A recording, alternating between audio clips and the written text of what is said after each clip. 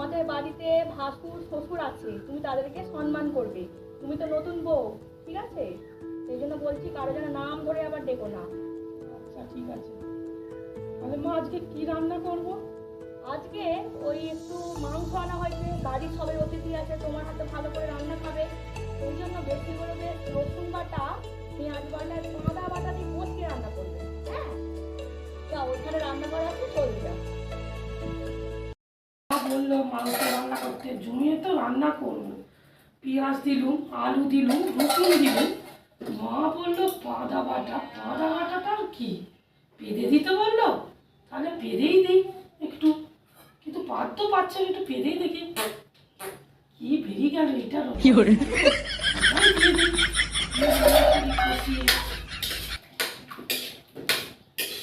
হয়ে হয়েই তো এসছে, তাহলে মাকে একটু চাখিয়ে দিই, দিয়ে একটু চাকিয়ে দিই। থাম, চাপা দিলাম।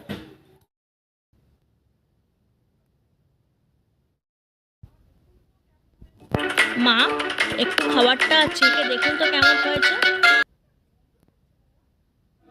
তুমি তো কি দিয়েছো বৌমা, যে কিরম গুগু গন্ধ উঠছে? আপনি তো বললেন মা যে একটু পাঁদা বাটা দিতে, তাই দিয়েছি এতে। কি বলছো তুমি? হায় হায়, পাঁদা মানে তোমার ভাসুরের নাম আদা, তাকে আদা যাতে না তুমি বলো, নাম ধরে না ডাকো, সেই জন্য তোমাকে পাঁদা বাটা বলেছি। কি করেছো তুমি? এতে পাঁদা বাটা দিয়ে